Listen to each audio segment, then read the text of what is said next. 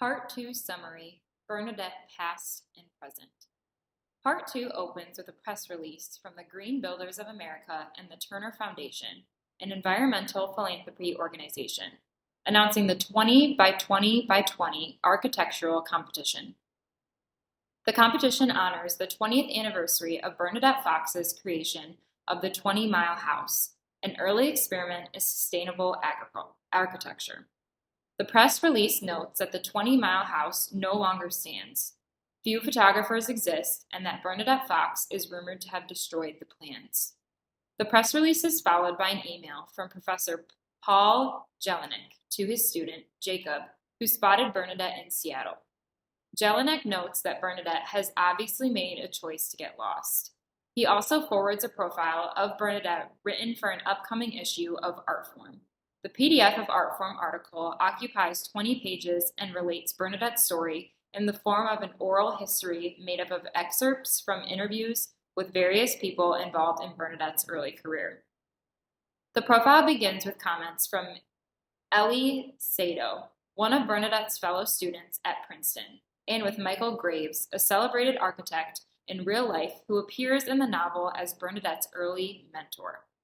Both note Bernadette's intense focus on the practical and technical aspects of architecture. Ellie Sato remembers Bernadette interrupting her presentation on design for a Japanese tea house by asking where people would store their shoes.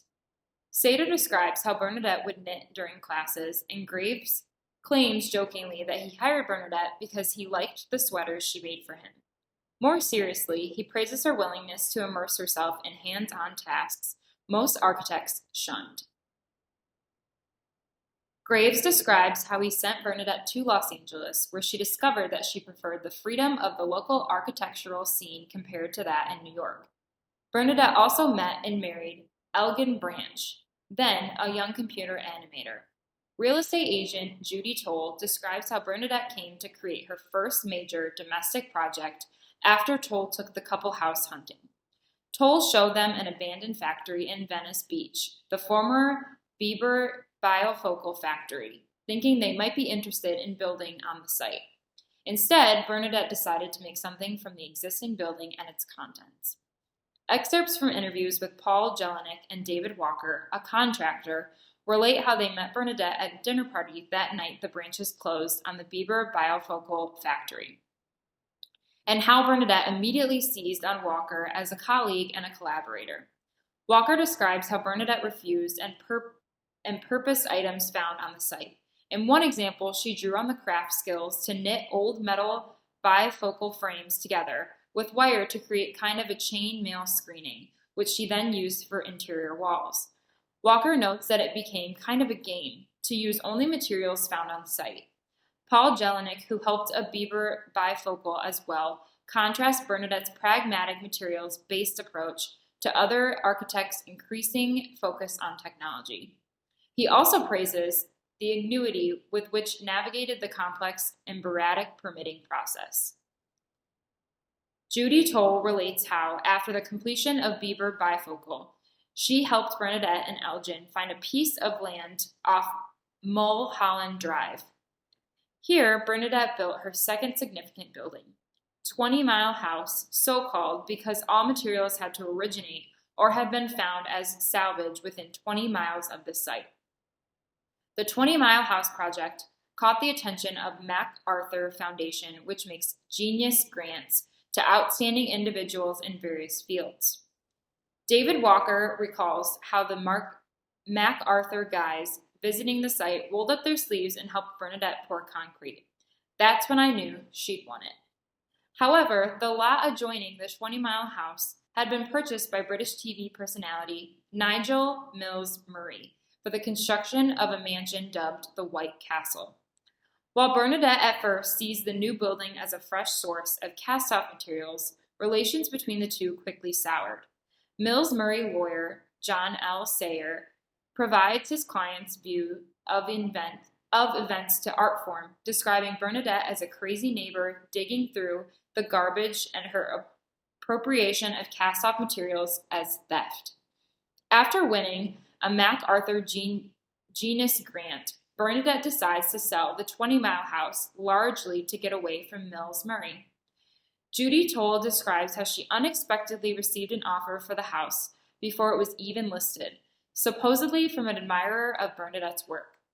She describes a celebratory lunch with Bernadette and Elgin, at which Elgin gave Bernadette a locket depicting Saint Bernadette, the French peasant girl, whose visions of the Virgin Mary at Lourdes inspired generations of pilgrims and seekers.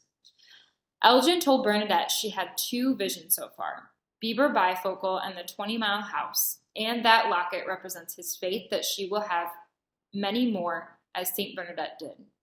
Judy Toll says that the 2 were inspired to plan a trip to Europe, beginning with the visit to Lourdes. Shortly after they left, the 20-mile house was demolished by its owner, now revealed to be Mills Murray. Paul Jelinek describes how he found bulldozers destroying the house when he arrived with a group of students and attempted to stop the demolition by having them form a human chain. Jelinek wrote a letter protesting the demolition, later signed by numerous prominent architects. He notes that Bernadette never built another building after the 20-mile house, instead of moving to Seattle with Elgin and disappearing from the world of architecture. While acknowledging her genius, Jelinek questions whether Bernadette had the temperament for the sustained career in architecture. She didn't get along with most people, and what kind of architect does that make you? Jelinek notes that the destruction of the 20-mile house and Bernadette's subsequent disappearance have given her an aura of myth. The art form profile ends by noting that the most recent references to Bernadette is in the brochure for a fundraising auction for the Gaylor Street School. Bernadette offered to build a custom treehouse for the highest bidder, but the offer received no bid. Following the art form profile is a long letter from Bernadette to Paul Jelinek. After learning from Jacob, Jelinek's student, about the 20 by 20 by 20 competition, she has concluded that Paul Jelinek is behind it and is moved to contact him, though she seems deeply conflicted about her own motives for doing so. Bernadette tells Jelinek that she hates Seattle and the weirdly cultish world of Microsoft, but that Elgin was immediately at home in both, who knew that our Elgin had a bike riding, Subaru driving, keen wearing alter ego just waiting to bust out. Bernadette describes the purchase of the former Straight Gate School and her intention to turn it into a family home. She then reveals the toll taken on her and her marriage by a series of miscarriages which preceded Bee's birth. Bernadette also tells the story of how she came to name her daughter Bala Krishna, later shortened to Bee, after the blue-faced Hindu deity incarnation of Vishnu, the creator and destroyer. After Bee was born, the initial surgery on her heart defect was botched, and the doctors did not believe she could survive another. The first time Bernadette saw her, Bee in an incubator, hooked up to a wall of monitors, and the hospital had already scheduled an appointment with a grief counselor. Bee's blue face reminded Bernadette of the infant Krishna. Left alone with her daughter, she held the locket of Saint Bernadette given by her Elgin, and promised God she would never build again if he would allow Bee to survive. Bernadette concludes her letter to Jelinek by describing the social isolation she has drifted into and the origins of her long-running feud with Audrey Griffin, who decided that Bernadette did not believe in community after she refused to sign up for any committees at Gaylor Street School. Part 2 ends with a terse response from Paul Jelinek, who tells Bernadette, "People like you must create. If you don't create, Bernadette, you will become a menace to society."